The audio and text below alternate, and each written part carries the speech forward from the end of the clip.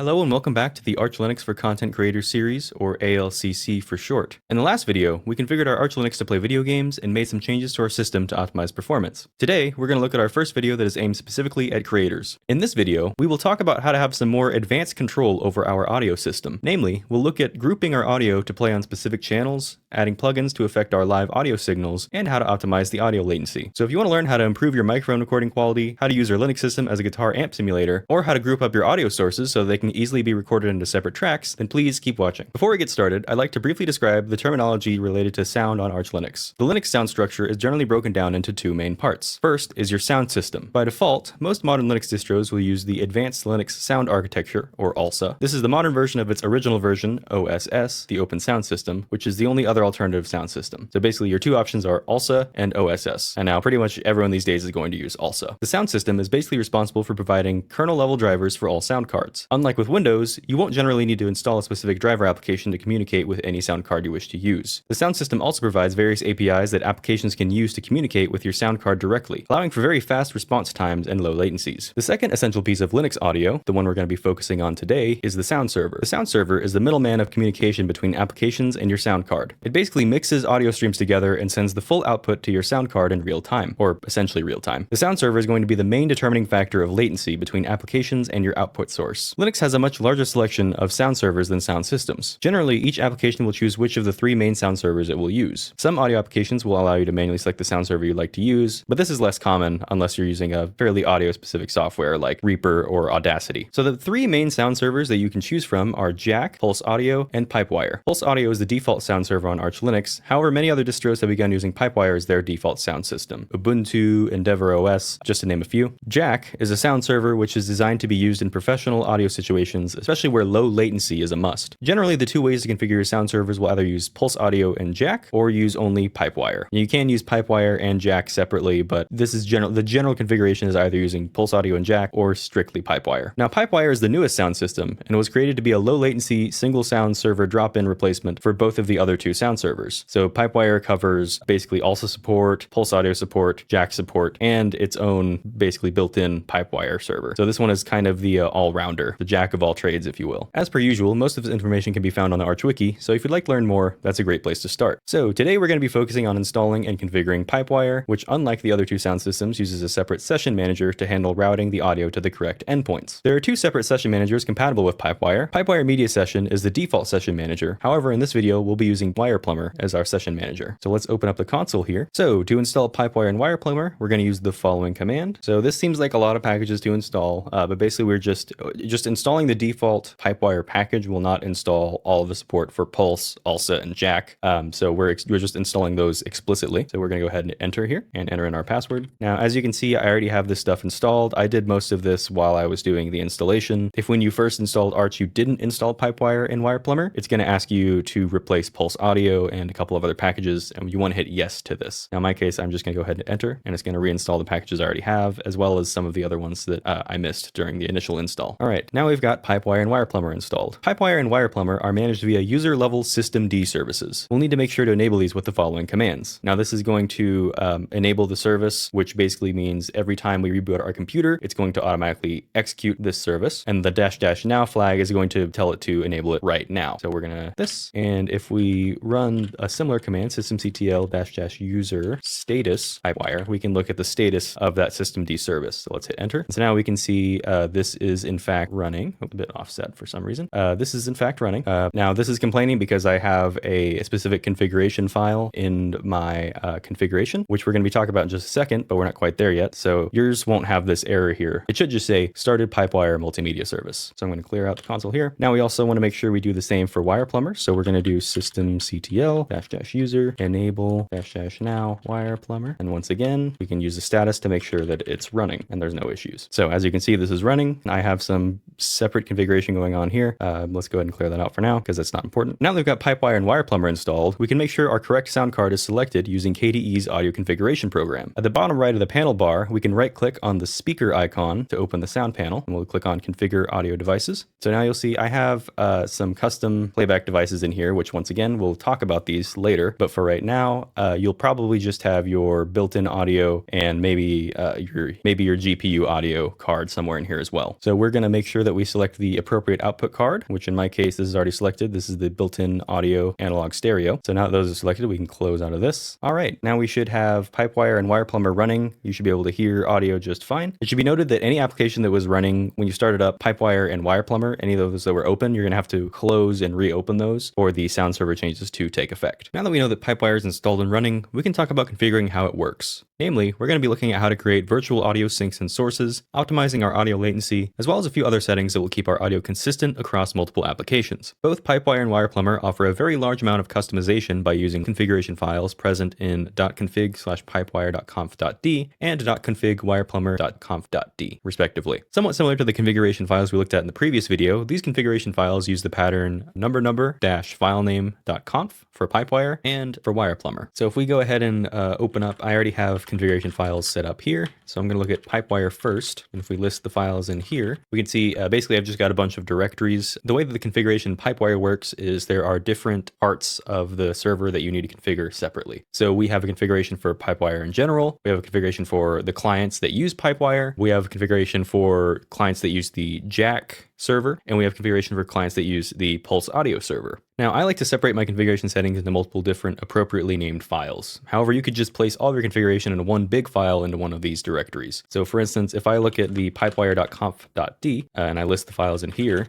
you can see I have a bunch of different files. The naming's not great. I need to change the numbers a little bit, but essentially I've got everything broken up in two separate files. So if we look at the contents of clock settings, you can see this is where I edit the allowed clock rates. I edit the quantum, which is kind of like the buffer size. And this is where I do a lot of my just kind of general latency tuning. And then as you can see, the 10- files are going to be for making virtual audio sources and sinks. And we can look at that in just a minute, but right now we're just going to look at a broad overview of kind of how these files work. So first off, basically what I want to talk about is the clock settings. So if we open that file up again, PipeWire is pretty smart and it is able to ask for the appropriate quantum number, which is basically how much data it needs to send at once. It's going to try to use the smallest possible, but it's going to work its way up until either it hits the maximum or it hits a sample rate that is appropriate for the client that you're using. So here is where we can kind of define those limits. So the default.clock.quantum value, that is what PipeWire is going to try to use by default. Now this is, you can set this higher or lower. Generally, I would not go much higher than 1024 if you want a somewhat reasonable response time. The higher your quantum goes, the longer of a delay there's going to be between it inputting the audio, processing that audio, and then sending it back out to your speakers. So you want to basically keep these values as low as possible for low latency. But if you want,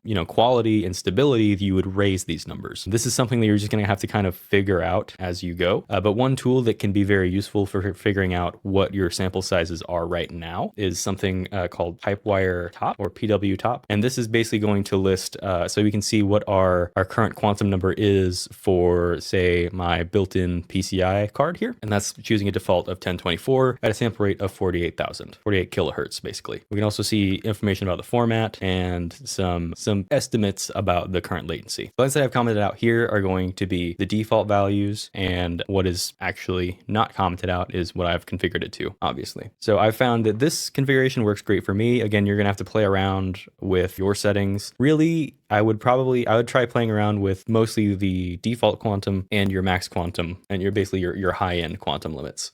Those are going to be the most effective for making sure that your audio server has the headroom to be able to go that high if necessary. But again, generally, most of my audio applications don't need more than 1024. So I'm going to leave it the way it is. All right, the next thing we want to look at is I'm going to look at showing you how to make virtual audio syncs. So let's look at this first one here, virtual audio 1. And so here is basically the general format for a virtual audio sync. It's going to be a context object. And in the arguments, we're going to give it the factory name support.null audio sync. So we're saying that this is a null audio sync, basically a blank audio sync, that it does not actually exist in the PC. So what is a sync versus a source? Now, a sync is basically anything that audio will, from PipeWire's perspective, will sync audio from applications to that device. So basically, syncs are equivalent to outputs like a speaker or your headphones or your output card on your motherboard, those are all going to be sinks. Essentially, a source, it's going to be your input audio devices, your microphone, your audio interface inputs, stuff like that.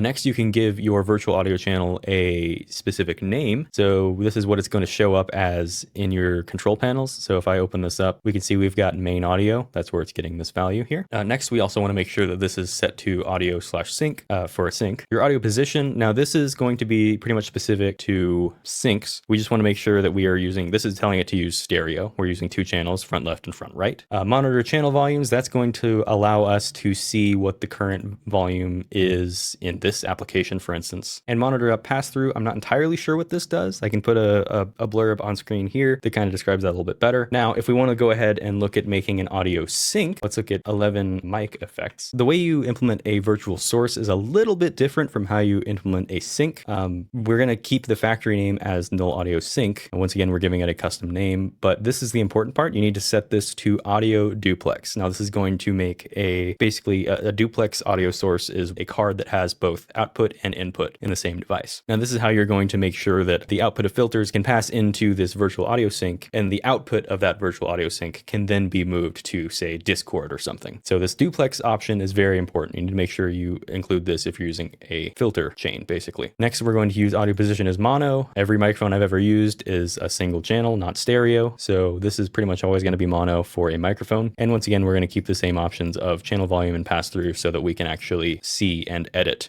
the volume values if we need to in various different software. So that's how you make an audio source. I'm not really going to go over these other configuration files that I have here. Video, VM, they really don't matter that much. This is just kind of adjustments to the default Pipewire config. I don't even notice a difference in having these files versus not. The only other one we need to look at is 5 general. And so basically, if you've ever looked at the default Pipewire configuration file located here, then you'll probably recognize this for the most part. Basically, the only thing I've changed in here is I changed the max buffers from 16 to 64. Now, I don't know if this is actually particularly beneficial. I would imagine it is, although the documentation of Pipewire says using more max buffers is almost always worse, latency and performance-wise. So I don't really know. I'm going to assume that that's better, but if one of you guys knows better than me in the comments, feel free to make a comment. All right, so now let's take a look at jack configuration. Now this is just in one file here, and the only thing I'm changing in this file is the node latency. Once again, I'm setting this to 512. So basically, you're going to notice a trend here in all of these configuration files. I'm setting this to 512, which is, as I have mentioned here, the default is 1024 over 48,000. I have it at 512 over 48,000. So that's going to be just a slightly faster response time, less time for the computer to process it. And lastly, if we take a look at client.conf.d, once again, the only thing I'm changing here is the node latency and the resample quality. Now, the ArchWiki mentions that the resample quality can be set as high as 12, and that's not going to make a significant increase in CPU usage, but more than that will give you significantly diminishing returns. So I keep this at 10. The default is 4. For some reason, I don't have that labeled here, but the default is 4. And then the default node latency is 1024 over 48,000. I don't know why I don't have these labeled on this file, but it's pretty much the same for all of them. And then lastly, let's take a look at pipewire-pulse. So a couple of these are extra for me. For some reason, on Linux specifically, this is a major issue. In Discord, I've noticed when you have, the auto gain function on or off in Discord, doesn't seem to matter. It seems to adjust it regardless. Discord will change the volume of your microphone input just kind of on its own. So while you're speaking, if you get a little bit too loud, you'll see this kind of go down here. And if you get a little too quiet, it'll go up here. And I don't like that. I want a consistent audio experience. So I have this disable audio gain configuration. Now this is taken, I believe, from either the ArchWiki. It might be built into the Pipewire documentation.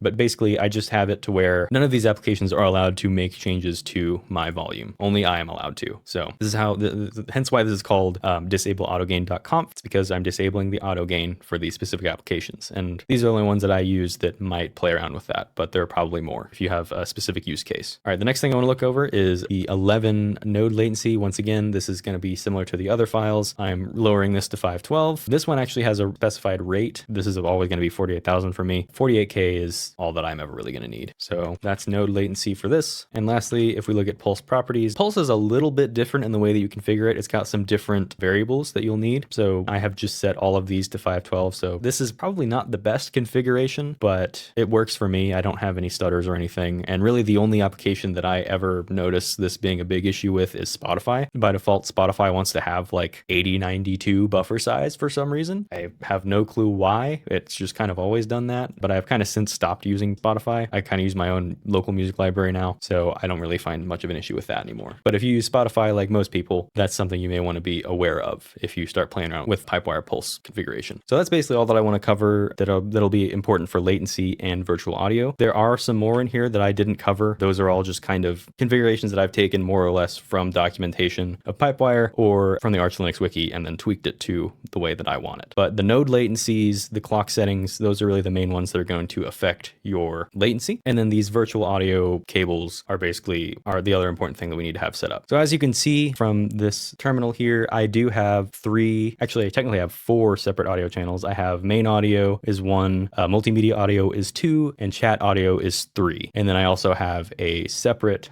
mic effects chain that I use with Carla. So that is our Pipewire configuration. Now, there's a lot to go over. I know it was very messy. It's one of those things that you kind of just want to play around with after looking at the Pipewire documentation. It's very well written. Every single variable that you can set is listed there, and you can find sample configurations on Reddit, forums, just to get you started and kind of start learning how this kind of works. Now, the next thing that we need to look at is the configuration for WirePlumber. Now, WirePlumber, as I mentioned earlier, it's the session manager of Pipewire that we've just installed, and that is going to also have some effect on your latency, but it'll also give you a bit more control over the audio devices themselves. So ignore the scripts folder that is copied from the main folder. All the configuration is going to be done in wireplumber.conf.d as of the most recent version. So most of these are very specific to my use case. We're going to look at the Scarlett device configurations, and then we're also going to look at the disable unused devices configuration. So first, the more interesting one, let's look at the Scarlett. So basically what we're doing here is we are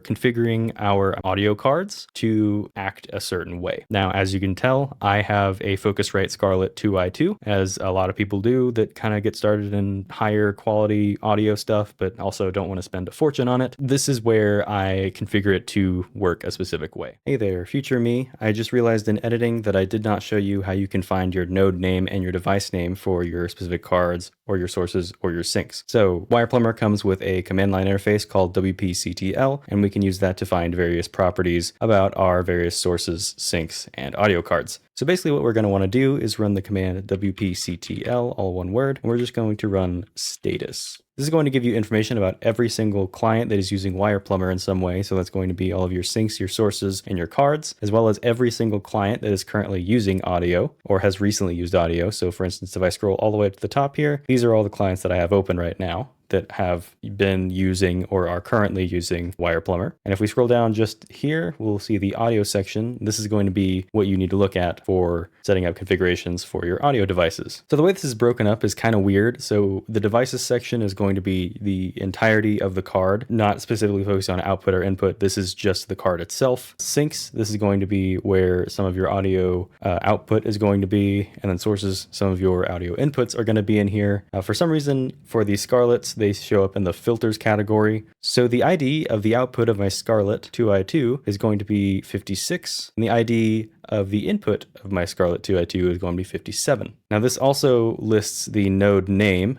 This is one way you can get the node name. But if you wanted to look at other properties of the specific output, for instance, we can go ahead and clear this. And if we do wp-ctl inspect and use that ID number of 56 for the output. And so this will list all of the various properties that WirePlumber is aware of for our Focusrite Scarlett output. Some of these will look familiar to you in the following section. For instance, period number, period size. These deal with latency. Another thing, obviously, is the node name. This is how you're going to refer to most of the devices you want to control in your WirePlumber configs, and so on and so forth. And if you have a whole bunch of stuff and you're like, I want to look for one specific property, you can use the grep command to do that. So say I want to look at what is our audio format for this card, audio.format, and it's S24LE. So this is basically how you find the various properties that are listed in the WirePlumber documentation, and these are the various properties that you can change using a configuration file. So very important thing to leave out, my bad, but hopefully the rest of this video is going to make more sense. Now, I found that the Pro Audio profile is the most beneficial to use on this card. So I set that to true, and then I basically use all of these so that the volume is controlled purely through software. That's what these three lines are doing here. And then I give this a better name, like Focusrite Scarlett 2i2, 3rd gen specifically, so I don't forget this is the 3rd gen. I make sure that we don't ever disable this device, and I make sure that we don't ever pause this. So this is basically always active. So that is one beneficial thing to have, but the more beneficial configurations are in the input and output settings that I have here. And so this is where we can configure a bit more about the device itself. So I have this using 32-bit audio. I have 2 audio channels for the inputs. Obviously I've got the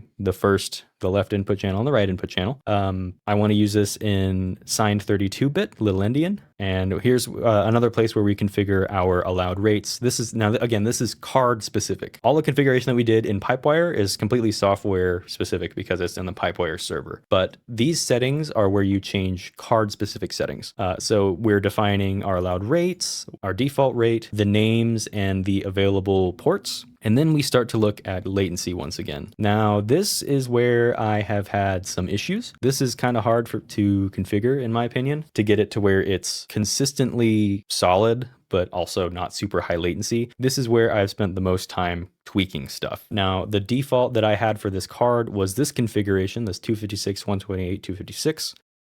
I'll show a picture on screen from the WirePlumber documentation that kind of shows you how latency is calculated and what these numbers kind of are, because it's not obvious just kind of from the names. But essentially, this is this 512, 128, 256. This is the configuration that I get a very stable sound, no cutouts, no pops. And this seems to work the best for me. I didn't want any sort of normalization. Once again, resample quality is 10.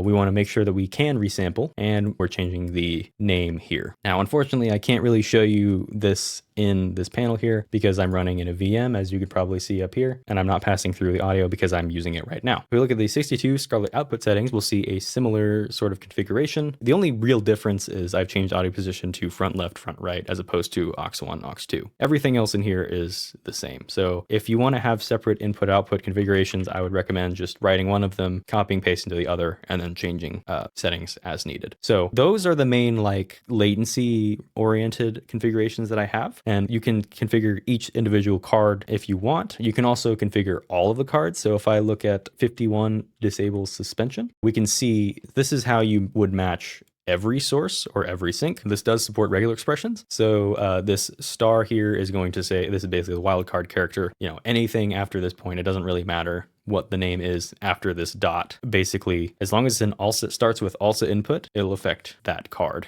on that channel. Same with this, and if it's named ALSA output, it'll affect that channel. So this is, again, I wasn't really going to go over this, but this is basically just disabling audio cards suspending themselves after a while to save on power. I don't like that. I just want everything to be active pretty much all the time. I like to have maximum performance pretty much at all times, even if I don't need it. The focus of this configuration was to show you this is how you would name all nodes, for instance. But the main other one that I wanted to look at was disable unused devices. This is one that I very much like. So basically, this is where I disable cards that I don't use. So the way that this is set up right now, there's already, I've already got 4 virtual inputs. And then on my main PC, I have an additional like 3 or 4 that I never use and that just show up in that panel. So I don't like that. So I disable those. I never use the audio from my cam link, and I never use the audio in my built-in audio card. And so basically all we're doing is if this device exists, we disable it. If this device exists, we disable it. And that's it. Very straightforward, but it's great for cleaning up a very cluttered audio control panel. So that's basically it for the PipeWire and WirePlumber configuration. I don't want to go through exactly how you write these configurations. I just kind of wanted to show you an example of my configurations, what works for me, and just kind of give a couple of tips that I had a hard time figuring out. Like I had a hard time figuring out the card specific configuration, and I had a hard time figuring out how to make virtual audio sources because there's not a whole lot of need for it. I think I mentioned before, I used to use Voicemeeter on Windows, which was basically a GUI that would let you do basically the same thing, where you could set up multiple different virtual audio sources, you could configure the sample rates, and you could optimize the latency. But this is the Linux way of doing it, and it's a little bit more involved, absolutely, I'll grant you that, but I also feel like it's quite a bit more powerful and it's free. So you can make as many virtual audio sources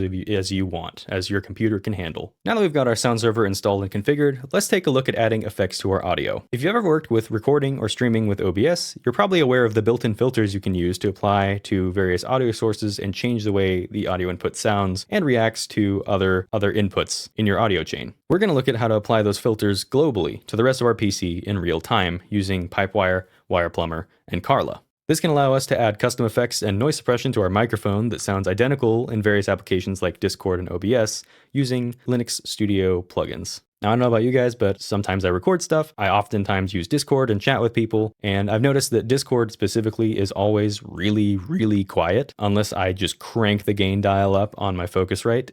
I'm almost inaudible. But then once I'm audible, I'm at the risk of peaking because, Discord really wants a very loud signal. Now, filters can help me make sure that between OBS and Discord, my voice sounds the same and it's loud enough. So that's my main application of using these plugins. I also like just my microphone sounding the same anytime I need to use it, whether it's Discord, OBS, or some other application. I don't have to worry about, oh, this sounds weird, or oh, this is too quiet. Everything just kind of works, which is something you really take for granted in Windows. Linux, you kind of have to make it work first. Another very useful thing you can do with a plugin chain is basically turn your Linux PC into a guitar pedal chain and amplifier. That's something that I've done quite a lot recently, playing around with Guitarix and with just kind of using Carla and making my own sort of guitar pedal board virtually, which is really nice, saves on money, and I can really tune the sound to get exactly what I want. I was introduced to this idea by the channel Sudo Metal Studio, specifically this video where he compares the different Guitarix amps and how they sound when used with a few other virtual pedals. And now I'm going to show you kind of how that plugin chain works. So to start this process, we're first going to install the GUI, which will give us a visual representation of our current audio configuration. And this is also going to allow us to route our outputs and inputs manually to specific devices in a specific order. The GUI we're going to be using today, as I've mentioned, is called Carla. Along with Carla, we're also going to install the plugins that we're going to need to be using because they don't come with Linux by default. So to install Carla, we're going to run the following commands. I'm going to say sudo pacman-s Carla and lsp-plugins.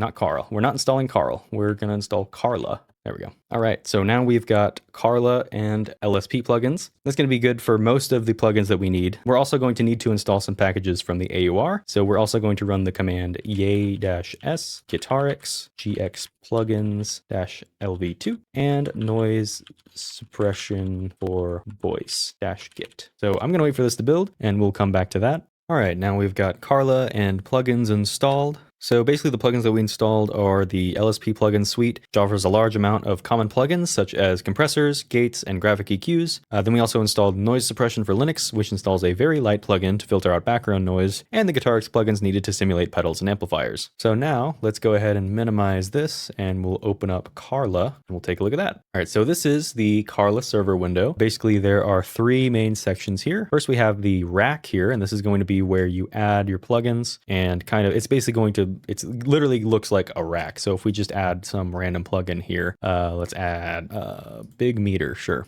We can see this adds this into the rack. There's not really much we can do with this. If we click on the settings cog, this will give us, if there were actual audio going into it, we would have a meter. But right now, obviously, I don't have anything plugged into it. The second tab here is going to be the patch bay, and this is the important one. This is where we are going to organize all of our audio sources, and this is where we're going to actually patch them into each other appropriately. So here we have all of the virtual audio channels that we made right here. We've also got options for MIDI bridges. I don't use those really, so I usually just kind of set these down further off to the side of the canvas. We have this big preview here of the canvas that we can resize. This is the full so if I zoom out here with control minus or control zoom out, this is the full canvas. So you can have a pretty large canvas if you want. I have to get these organized a little bit, kind of all in the same area.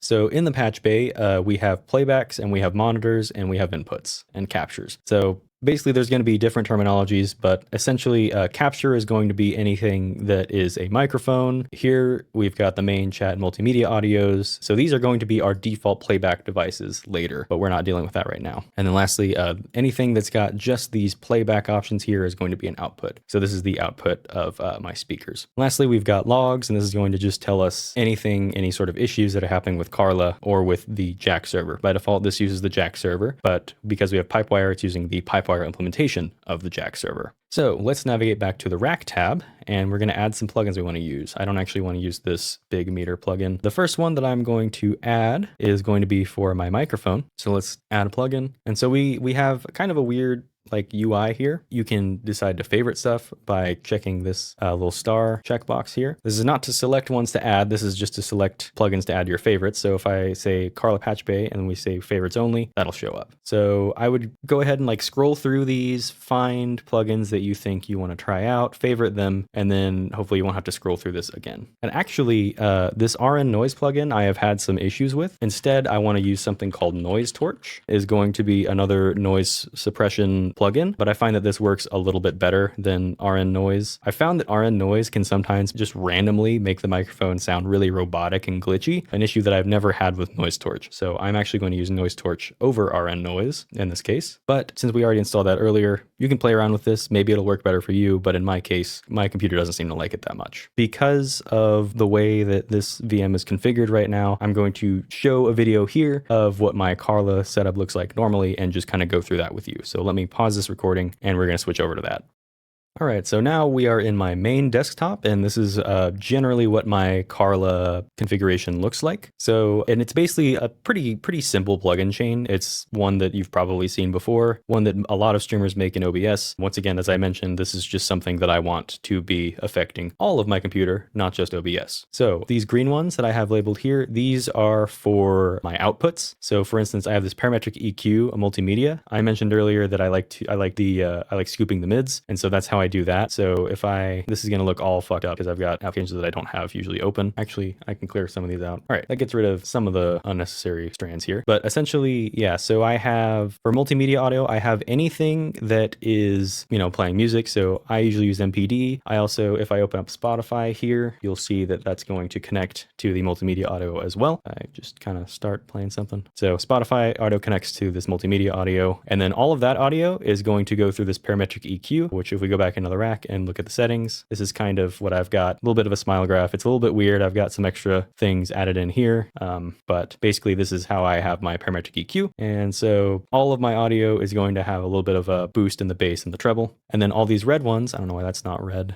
All of these red plugins are, as you can probably tell, plugins that I have for my microphone. So I have these organized in the order that they go in. You can change the order however you want with move up and down, but I like to keep it in the order that I have it. So speaking of the order, let's look at the plugin chain that I've got. So if I scroll up right here, I keep it right at the top. So I have the audio for my microphone, which is in the left input channel. That is feeding straight into the gate, which is feeding into the EQ, which is feeding into the noise suppressor, which is feeding into the compressor, the limiter, and then finally to my microphone FX output. And then input, this is the virtual audio source. And now I have that virtual audio source set as my default input device, which is going to map it to OBS, which is what you're hearing right now. So if I wanted to show you the difference between what my voice sounds like with filters and shit on, I would do this real quick. So let me bypass everything.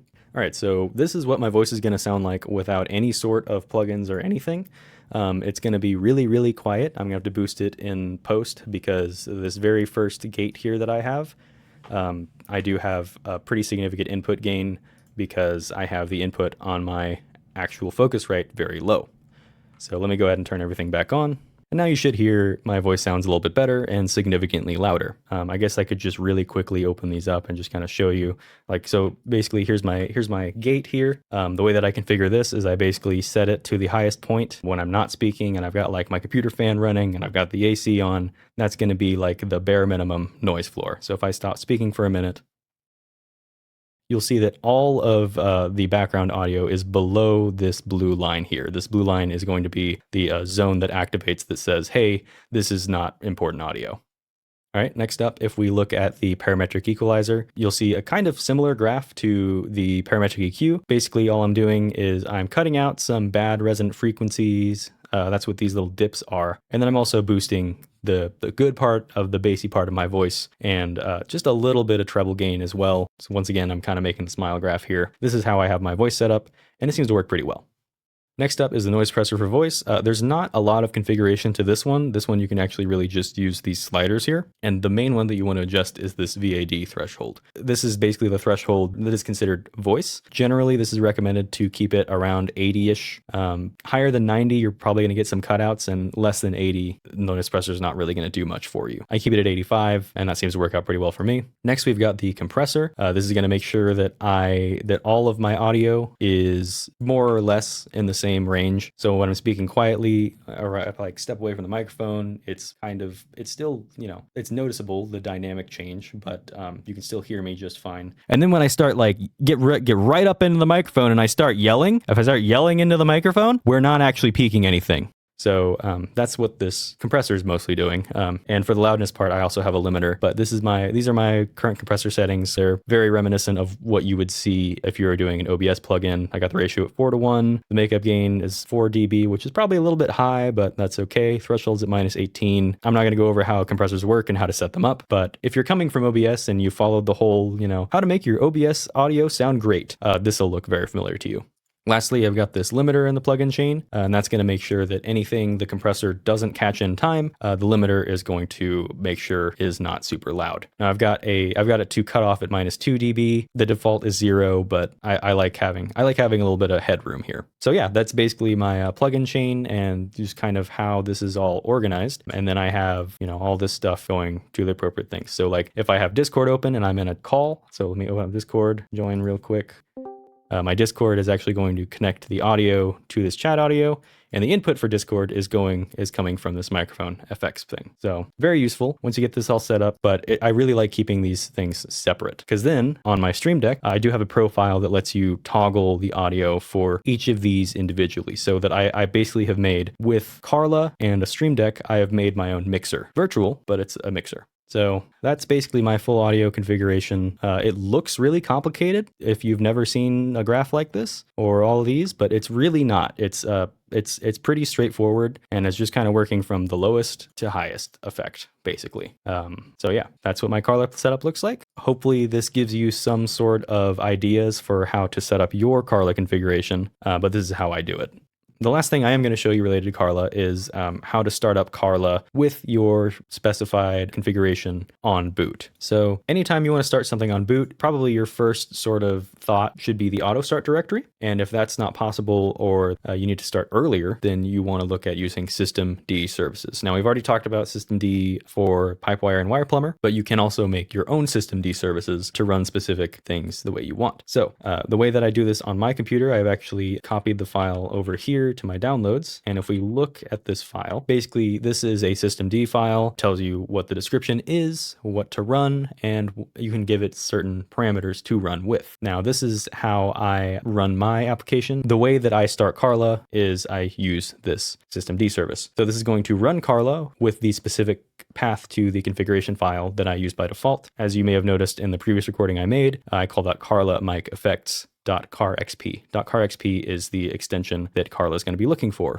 a Carla configuration. So let's close out of this. And basically all you need to do to make your own systemd service is they can go in one of two places. It can go in either .config/systemd/user/whatever, or you could also, where I usually tend to put it is local share systemd user. Now that doesn't exist for me right now. So what we can do is mkdir-p .local share systemd user. That'll make the entire path, even if systemd doesn't exist for some reason. And now we can go ahead and copy the file that I made from downloads to .local share systemd user. All right. And so if we change back into that folder, we've got that Carla server.service. We look at the contents of that file. It's the same one because I just copied it, obviously. But now we have an option if we do systemctl-user status, and I called that Carla server.service. You can see it did pick that up. It's not running yet because we haven't started it. But if we do want this to run on boot, it's a systemd service, so we can use the same commands. We can just change the status to enable -- now. Actually, we're going to go ahead and close Carla first. This is already running, and the dash dash now is going to run it again. So if we click on this, we have started Carla, and this is complaining because it's looking for a file that does not exist because it's not the same file path, because I don't have the actual Carla configuration on this computer. But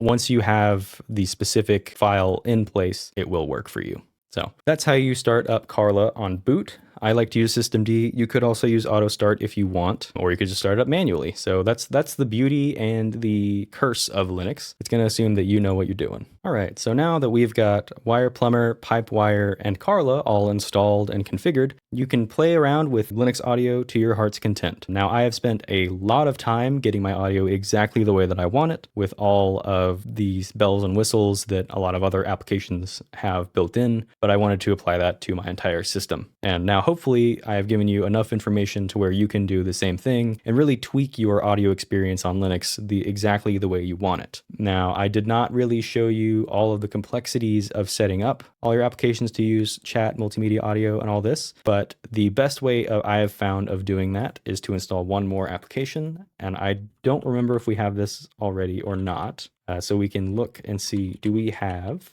Pavu control? We don't. So to make sure to map all of your audio sources to the correct channels, I found the best way to do this is by using something called Pulse Audio Volume Control. I realize that you may be thinking, why are you installing a Pulse control panel when you're using PipeWire? And the reason is because I like Pavu over PWVU control, which is the PipeWire version. I find that Pavu works better and it's fully compatible with PipeWire. So I'm going to install that. And so this is basically going to be installing, as I mentioned, a custom sound control panel. So if I look up Pavu, it'll come up there. And so once again, you can see we've got basically the same controls as we have down here, but this has a bit more features to it. And it also saves your configuration without you having to do anything. So what I always do is I route in Carla. I guess I'll open up Carla again. So what I like to do is I like to route all of these audio sources to the sound card that I'm using. That's going to make sure that regardless of whatever goes into these, all of the output will be going to the correct audio card. And now in Pavu, we can specify what audio sources are the defaults. So if we use this check mark up here, that has made main audio my default channel. And if we go to input devices, I want to make microphone FX my default input device. So we have set up our default input devices to use those virtual channels now. You can also play around the configuration in here if you want. Generally, I like to leave this at default unless you know what you're doing. This is how we set the output input devices tabs are where we set our defaults and our preferred audio volume. And then if we go into the playback and recording tabs, this is going to be the clients currently using your audio. So if I open up Chromium here and we go to YouTube and open up that test video again, and of course it's just an ad, but basically we can see in Pavu right now this is going to the main audio channel because that's our default. But if we don't want that, for instance, we want to use the multimedia audio channel, which is where we play all our music, then we can do this. We set this to multimedia audio. So now if we go look in Carla and we look at the multimedia audio thing down here, we can see that this is, sorry for all the lines, it's because Pavu's open.